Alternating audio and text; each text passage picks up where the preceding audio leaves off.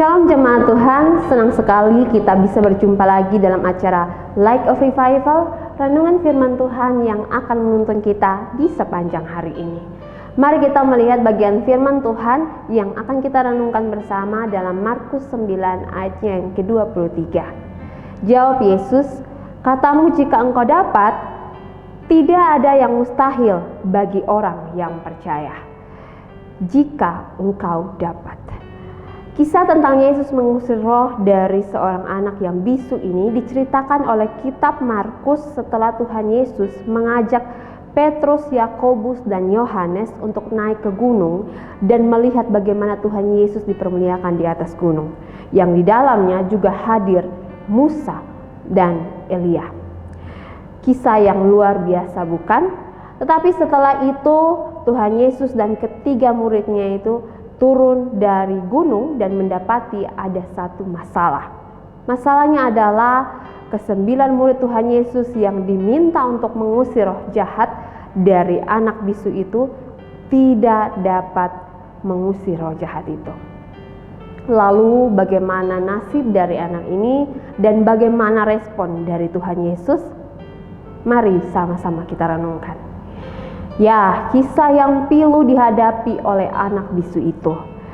Ia telah lama menderita, bahkan sejak kecil dikatakan oleh ayahnya ketika Tuhan Yesus menanyakan sejak berapa lama anak ini menderita. Dan ketika ayah dan anak itu mendatangi ke-9 murid Tuhan Yesus, murid-murid Tuhan Yesus tidak dapat menolong. Di tengah situasi yang terjadi, Tuhan Yesus hadir. Roh yang merasuk anak itu melihat Tuhan Yesus dan berespon dengan menggoncangkan, membanting, dan menggulingkan tubuh. Ayahnya yang tidak dapat melihat anaknya menderita ini lalu berseru kepada Tuhan Yesus, "Jika engkau dapat berbuat sesuatu, tolonglah kami dan kasihanilah kami." Seruan dari ayah ini jelas berbeda. Ayah ini seperti tidak yakin atau tidak percaya akan kuasa dari Tuhan Yesus. Seruan dari ayah ini akhirnya dijawab oleh Tuhan Yesus dengan mengulangi seruan dari ayahnya itu. "Jika engkau dapat," lalu Tuhan Yesus menegaskan tentang kemahakuasaannya dan membuktikannya dengan mengusir roh dari anak itu. Anak itu pun akhirnya pulih. Yesus membuat pernyataan yang luar biasa dalam Markus 9 ayatnya yang ke-23. Jika kita salah memahami pernyataan bahwa tidak ada yang mustahil bagi orang yang percaya, kita sedang mempersiapkan diri kita untuk kecewa. Perkataan Yesus bukanlah janji bahwa kita dapat melakukan apapun yang kita inginkan. Sebaliknya, Dia menegaskan bahwa orang yang percaya memiliki kuasa hanya karena Dia yang dipercayai, yaitu Yesus, Anak Allah. Kuasa itu adalah milik Allah yang diperoleh melalui iman dan doa sesuai dengan kehendaknya. Karena Tuhanlah orang yang percaya dapat mencapai banyak hal. Oleh karena kasih karunia Tuhan, para murid akan melakukan hal-hal yang luar biasa dan ajaib setelah kepergian Yesus. Ketika kita hidup bagi Yesus, marilah kita berfokus pada objek kepercayaan kita. Begitulah tafsiran dari God Questions. Dari pernyataan Tuhan Yesus ini, dari kisah ini menyadarkan kita bahwa yang pertama, orang percaya memiliki kuasa hanya karena pertolongan dari Tuhan saja.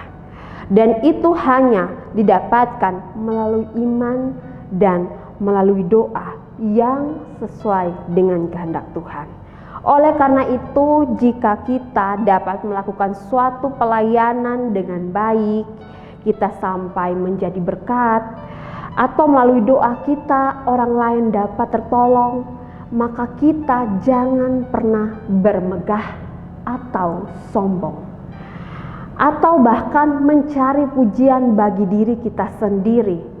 Karena tanpa Tuhan berkehendak, tanpa Tuhan berkenan, tanpa Tuhan menolong, kita tidak dapat melakukan apapun atau membuahkan sesuatu yang baik, apalagi mempermuliakan nama Tuhan.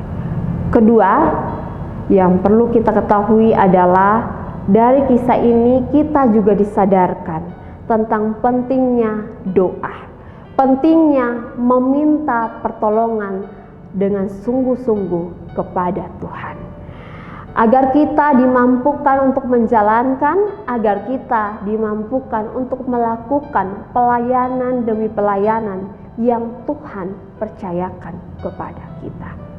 Yang ketiga, kita juga belajar melalui pernyataan Tuhan Yesus dari kalimat tidak ada yang mustahil bagi Tuhan. Kalimat ini bukanlah janji bahwa semua yang kita doakan, bahwa semua yang kita minta, bahwa semua yang kita inginkan pasti akan Tuhan berikan, pasti akan Tuhan kabulkan. Tidak. Kata-kata ini atau kalimat tidak ada yang mustahil bagi Tuhan, ini dalam konteks di mana Tuhan Yesus sedang menegaskan kemahakuasaannya kepada orang banyak di situ, terlebih khusus bagi ayah dari anak bisu ini. Dan di kisah ini juga Tuhan Yesus berkehendak, ia berkenan memang untuk menolong anak bisu ini yang saat itu sedang dirasuk oleh roh.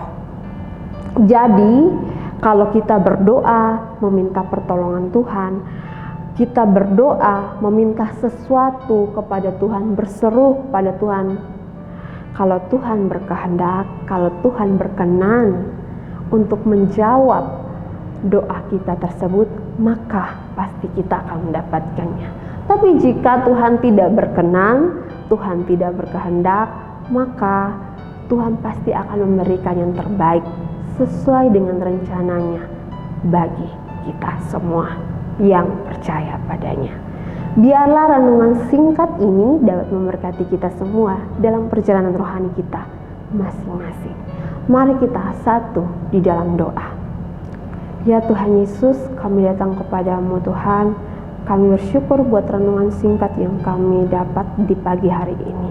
Kami belajar bagaimana kami harus mengakui bahwa ketika kami melakukan pelayanan kami dengan baik, ketika kami dapat menolong orang lain untuk datang kepadamu, ketika kami berdoa dan dapat menolong orang lain yang sedang dalam kesulitan, itu bukan karena kehebatan kami, tapi itu semua karena pertolongan-Mu, itu semua karena kemahakuasaan yang Engkau miliki Tuhan, yang Engkau karuniakan kepada kami. Biarlah kami tidak bermegah, kami tidak sombong atas apa yang terjadi, tapi kami kembalikan untuk hormat dan kemuliaan bagi nama Tuhan. Kami juga menyadari bahwa dalam melakukan banyak hal, bahkan hal sekecil apapun, kami perlu bergantung kepadamu Tuhan. Oleh karena itu kami diingatkan tentang pentingnya doa, tentang pentingnya meminta pertolongan, kemampuan daripadamu Tuhan dalam menjalankan apapun yang Engkau percayakan bagi kami masing-masing. Dan kami juga diingatkan dan disadarkan bahwa ketika Engkau berkata tidak ada yang mustahil bagi Engkau, itu bukan berarti bahwa segala sesuatu yang kami minta atau segala sesuatu yang kami inginkan pasti akan Engkau berikan. Ini mengajarkan kami bahwa kami mau menyesuaikan kehendak kami dengan kehendak-Mu Tuhan, karena kehendak-Mu lah yang terbaik bagi kami. Terima kasih Tuhan, biarlah melalui renungan singkat ini kami boleh belajar di dalamnya. Dalam nama Tuhan Yesus Kristus kami telah berdoa. Amin. Jemaat Tuhan, mari jadikan firman Tuhan sebagai terang dan pelita dalam kehidupan kita. Tuhan Yesus memberkati kita.